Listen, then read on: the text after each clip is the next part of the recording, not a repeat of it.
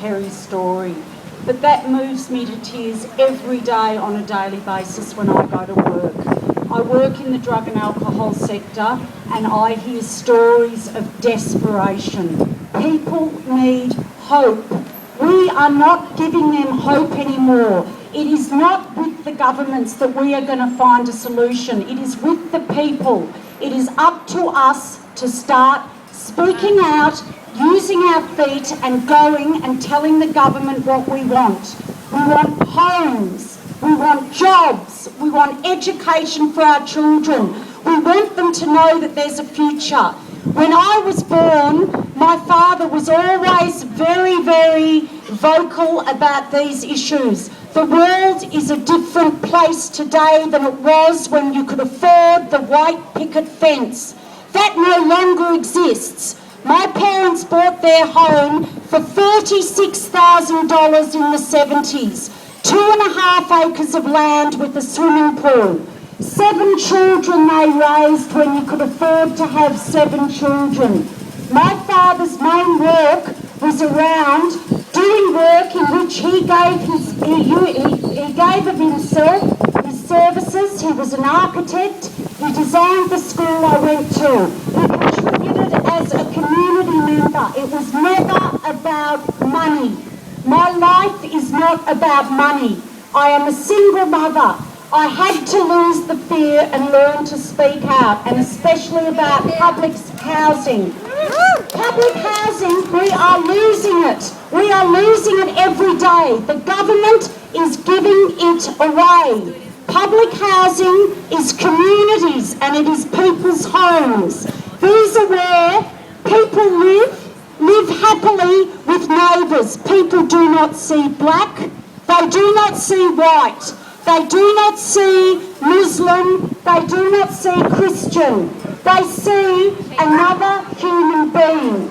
We do not want the government telling us that we should be looking at people who are different. People who have drug issues, people who have alcohol issues, people who live in public housing, people who are on welfare, single parents. They are human beings. They want the same things that you and I want. They want to have a life.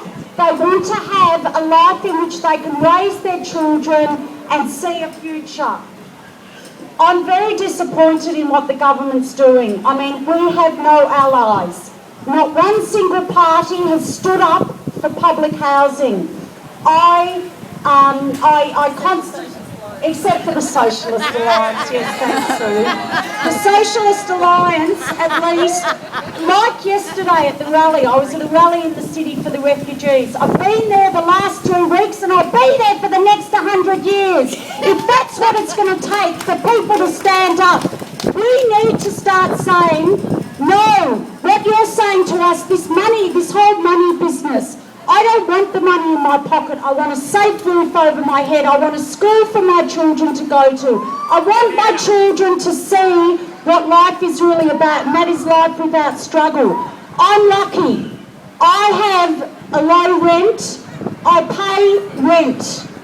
I go to work. I work within the hours that allow me to be a single parent. I was a single parent that was able to go back and study, get myself an education. I went to university. I had a 3-month-old baby on my bosom. I had an inheritance which was very low from my father, which I put into a property in the country. It was in my father-in-law's name. They took the property when I left the property. I've never seen a cent back from that money. I lost it all, and where was I going to go? I was fleeing from that man and that family who had abused me. I've done it on my own and I'm standing here today, and I'm not afraid to say it. I say it to people when I work. You've got to get well so you can start to stand on your own feet. The government is not going to look after us. We need to do it ourselves. I look after my children, but first and foremost I look after myself. You know, there's a number of ways in which we can do that. Social housing is not public housing. Community housing is not public housing. The government are now touting this new idea of what public housing is. Public housing is owned by the government. You pay rent to the government. It is rent. It is the amount that the property is worth. Paying $600 a week in Preston or Coburg is not what a property should be worth. It is not what people can afford anymore. Social and community housing is housing that is owned by private corporations, not for profit. Not-for-profit organisations have CEOs who are on $250,000 a year. They are the ones that are telling us where we're going to pay our rent to. When we pay our rent to those people, they decide who's going to live in those properties. If you have to have a job if you want to go into community or social housing. Where are people on welfare going to go and be housed? Waiting list. There's 220,000 people now in Australia that are waiting on public housing lists. We need to tell the government, build more public housing.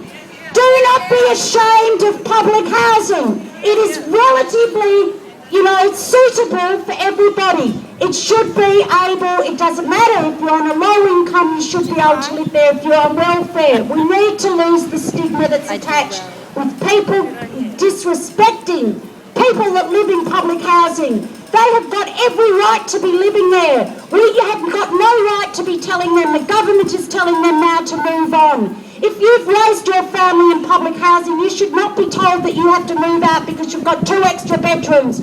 Go and build more the government. Stop telling the people that they've actually got to move. Stop making them afraid. I'm so furious about this, you can hear me. I am furious because it's something we need to support, and I hope you all support it too. Support the person who lives next door wherever they're living. Support each other, support your children, support single parents, support anyone. Stop looking at people as if they've got a problem. It's not them that's got the problem, it's you if that's how you're feeling about it. Bring back community. Exactly, Kerry. Community. So I'm standing here saying we need more community, and don't lose hope. You've got to have hope, or otherwise nothing's ever going to change. So thank you all very much, and thanks Margarita, and here's Sue. Okay. And if anyone's interested in staying in touch with Socialist Alliance, or Amelia's got a clipboard there, and also we're having our election launch next Saturday night, and also we're involved in many actions in support of people's rights. I would like, now at the end of this protest, people shouldn't leave unless you have to, because we are going to march around to Kelvin Thompson's office to deliver a letter with the demands, and Margarita has got the letter that we're delivering to Kelvin Thompson. I'd like to call on Daniela to come and to talk about the catastrophe that the government is inflicting on asylum seekers. Right, it's a very typical Melbourne thing to say at a protest, thanks for coming because it's so cold, and I think that's definitely what we're doing today. So really great for everyone to be out today. And also, you're probably asking yourself how are these two things related, refugees and the cuts to welfare. Well, I mean, the poor people of our society, refugees, single parents, students, are one of the most marginalised in our society. It's them that are oppressed, and I think it's time that we try to unite these fights together. The new PNG plan, which means that all refugees that come by boat will be sent to Manus Island and settled in Manus Island, is actually costing our government and taxpayers ridiculous amounts of money, like absolutely ridiculous. It cost about $100,000 per refugee to keep them on these islands. I had a friend that worked there. She was an English teacher there. She worked with me before she went there. And they only give them 3-month visas to be in Manus Island. So she had to come back every 3 months and be in Australia for a few weeks and then go back. Each flight cost $5,000. That's about 3 or 4 times she had to do that a year. So just on her flights, we're talking $20,000. Just on her flights, let alone her wage and the facilities and everything there that is provided for them. So we're talking about quite ridiculous amounts of money here that could easily and instantly be put back into welfare. Instantly. We just spent $50 million on a campaign, an ad, that was in our papers, in our television. I mean, I don't know how many of you know people smugglers. I don't know many, but I'm sure I'll let them know because I've seen the ad. Like, we spent that much money on an ad here in Australia. It's just absolutely ridiculous that we are spending this kind of money when it can be put into welfare immediately. So the next big rally that we're having is on August the 24th, and I'd like to see even a contingent there for the welfare to say it is absolutely ridiculous that we're spending that much money when we can put it into housing, put it into welfare, and all of those things that really need to be done. The other link is that at the moment, refugees that are released into the community on a bridging visa E cannot work. And so what you're having now is a whole new layer of poverty, of refugees that are going to welfare groups, asking for money, for food, and for basic things that they need in their home. I've just been travelling around Melbourne for the last 3 weeks, putting everything into my car and going out to a house that is absolutely empty, that has nothing, and they haven't had anything for 3 or 4 weeks. There was a pregnant woman sleeping on the floor because they don't have the money. They cannot work. They get 80% of the dole, so those people that might know, that's about $200, $220 a week. They have to pay their own rent, so private rent, and on top of that, they cannot work. So there's no future for these people. So again, these things are very much linked. We need to basically be demanding the right for refugees to work, to contribute to this society and actually start to get on with their lives, because that's what they've come here to do. So there are many things that are linked here. One is that money should be immediately taken out of this PNG solution and put into welfare and to public housing. That's one demand that we can do together. The second is that refugees need the right to work. They need to be able to do that so that welfare groups don't get burdened with all of this. I know I was talking to someone the other day and they said that there was a food bank, like a place that was giving free meals, and the regulars came in and everything was gone because refugees were there trying to get stuff as well. And the danger here is that these things become divisive, and that's what our government wants. They want you to think that it's refugees that come by boat that are taking your jobs, that are taking your cheap accommodation, that are taking your houses and all of that. And we need to say no. It is not refugees that are taking this. It is the government that needs to stop demonising refugees, stop a disgraceful policy that means that we're sending them and shipping them off to a country which has its own issues itself, and on top we're not allowing them to work, so we're not allowing them to get on with their lives. So there are really basic demands here that could be linked with this issue, and it would be great to see everyone there at the rally. Come and grab some leaflets. On the back of the leaflets there's also myths and facts, so if people just need a bit of that, it's on the back of the leaflet. And really we should have a contingent there to bring those solutions, very basic solutions, to the table and demand that these things be finished. So thank you so much for letting me talk. And yeah, let's march down and take the voice down to Calvin Thompson. Wonderful. And I think the message from Daniela is blame the fat cats, not refugees. And there's many fat cats. Clive Palmer is one, Andrew Forrester is another, and the big banker and Gina Ronhart, and there's many of them. Now, Calvin Thompson's office, there aren't many passers-by, so I'm going to propose we just have our last two speakers here. That's going to be Diane McAlpine, another single-parent activist, and there's Bianca from Single Parent Action Group has asked to speak as well. So maybe we'll just have those two, then we'll march around, and we make sure you sign the letter so that we can make sure that Calvin Thompson knows we've been here. Diana. Hi everyone, my name's Diane, I'm a single mum, and I would just want to talk about the situation of me and 85,000 single parents here in Australia.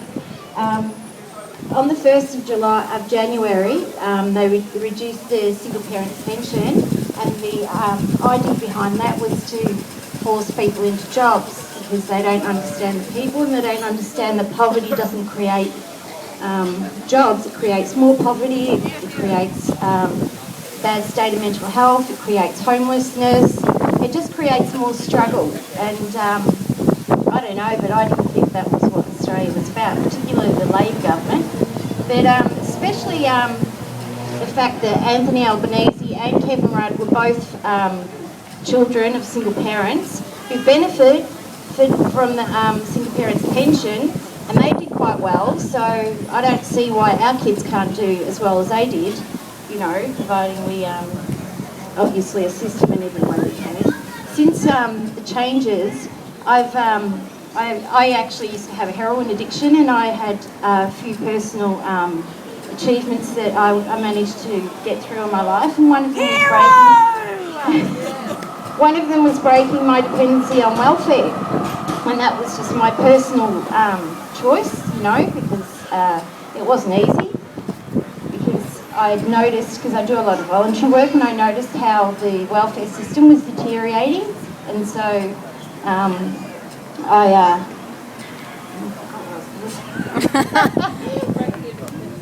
yeah, and so what I noticed is since I have obviously been affected, I lost $130 a fortnight, and that's a hell of a lot, because prior to that it was already hard, but you'd get through, you just make sacrifices, particularly being a mum, that's what we all do. But now it's just really hard, it's so hard. And so I've had to go back and get food vouchers and stuff, and I've been talking to the people that I go to get the vouchers off and asking them how it's affecting the welfare sector. And in our area, the waiting list now is 2 months. In St Kilda, it's 6 months. The Salvation Army released a survey that they had done.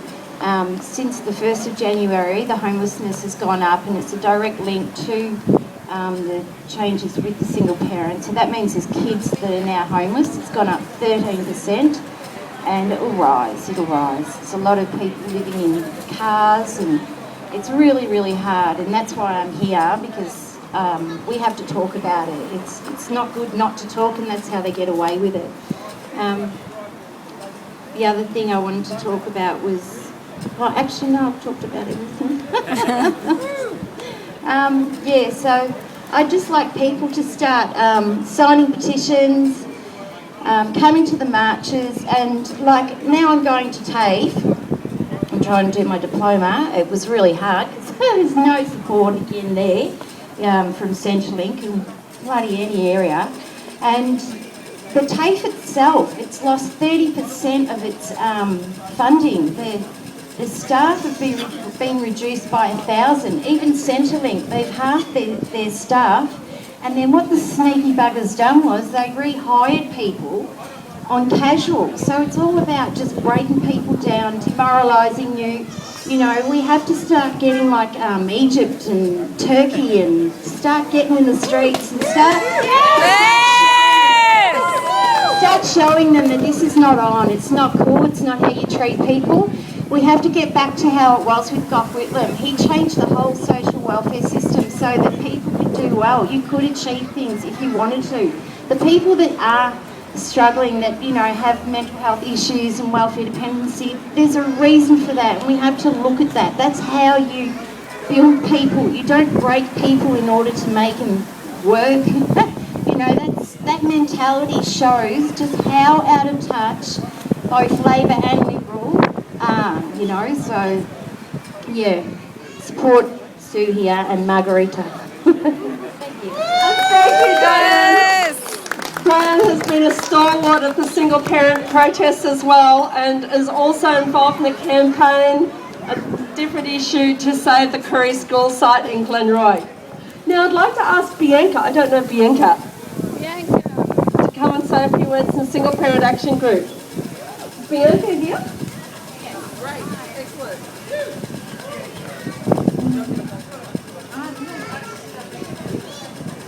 Hi everyone, I'm the National Spokesperson of the Single Parents Action Group. Thanks everyone for coming today. I think it's amazing to see so many people out here who actually care about what's going on, and decided to come out today on a cold day as today to listen to everyone and talk about what's actually happening. really concerned, as a lot of you are, because being in the position that we are, and if you've been online and you've joined a lot of groups, you'll notice that there's a lot of people out there who are suffering. And a lot of those people are sole parents and their children. And 1 in 4 children are living in poverty at the moment. And that figure has been increased since the beginning of the year when the single parenting payment cuts came into effect. At SPAG, at Single Parents Action Group, we believe that children deserve to have the right to grow up in households where their needs are met. Not only their basic needs such as adequate food and having shelter, but their higher needs as well. Children should be able to have access to a wide range of experiences and educational opportunities. This will not be achievable on payments of $35 a day. If you have met and spoken to single parents, like the many that today have come here today to talk about the hardships and their testimonies, if you've met them and spoken to them, you know that they do it already. How hard it is to work and study and look after their children.